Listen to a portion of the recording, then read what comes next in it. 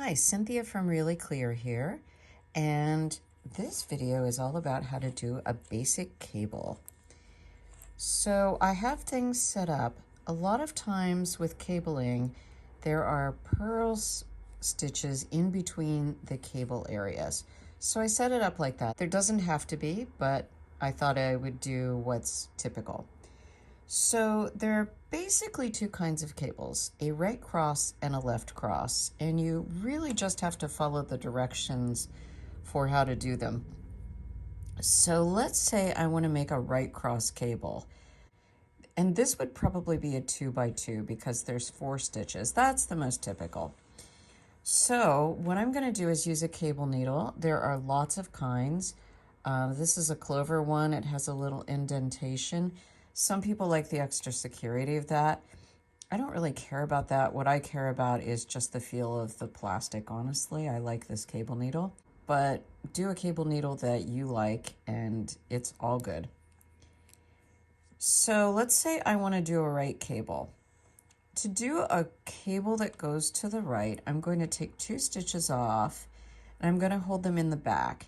And when I do that, you can kind of think of it as the front crossing over. If I take the 2 stitches off and hold them in the front, you can think of them as crossing over. So let's start with the right cross. I'll hold these in the back. I'm going to knit 2 stitches from the main needle, and then I'll knit 2 stitches from the cable needle. You want to just keep the cable needle facing the way it was originally, not twisting. I knit 2 stitches from the cable needle, and you can see that this cable now crosses to the right. Let's say that we want it to cross to the left instead and we made a mistake. Here's how you take that out. So I'm going to go here. I'm going to actually pull those 4 stitches off and undo them. And then I can put them back onto the left needle. They tend not to want to go anywhere, so it's not a big deal. Alrighty, so now I'm going to put the 2 stitches onto the cable needle and cross them to the left instead. So I'm going to knit the 2 that are in the, effectively the back. I gave a little tug when I did that automatically just to snug things up. And now I'm going to again keep the stitches facing the same way and knit 2 from the cable needle. And continue on my way. And now you can see that this cable crosses to the left. What if you don't want to use a cable needle? Let me show you that. Whether I do this or not depends on the situation.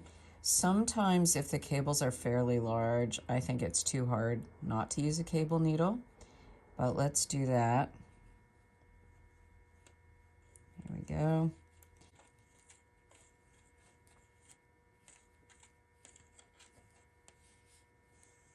Okay, so let's say that we want a cable that crosses to the right. What I'm going to do is grab the 2 stitches that I'm going to cable, and I'm going to pinch the back. I'm going to put the other 2 stitches that were at the end of the needle onto the back needle, put these 2 stitches here, and now I would just knit them across, and you can see we have a right cross cable. Things don't really want to fall with this good basic yarn, but you might have a yarn that's more slippery, and then I would definitely use the cable needle. Now let's do a left cross. So I'm going to put my right needle into the back and grab the 2 next stitches onto that. I'm again pinching the front stitches, putting them on the needle, and then putting these stitches on the needle.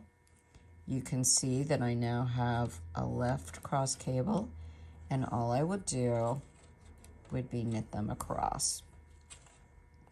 So take your choice. It depends how brave you are or how lazy you are, I guess. And both ways work. You can either use a cable needle or not. Now I want to show you one more thing. That was a 2x2. Let's look at a 3x3. So for this, I'm going to use the cable needle, and I'm going to do a left cross. So I'll put those stitches on the cable needle and hold them. Knit 3 from the left needle, and then knit 3 from the cable needle.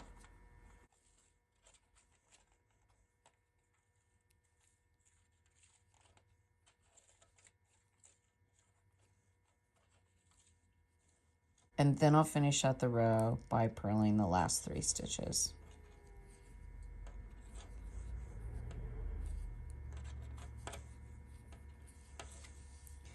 So that's it. You can see right now I have a 3x3 left cross cable and a 2x2 left cross cable.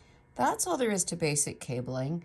Cables can get more complicated than this, but honestly, all you have to do is follow the directions. Your cable needle's going to go in the front or the back of the work, and you just do whatever they tell you to do. And you can make pretty complicated designs with basic cabling.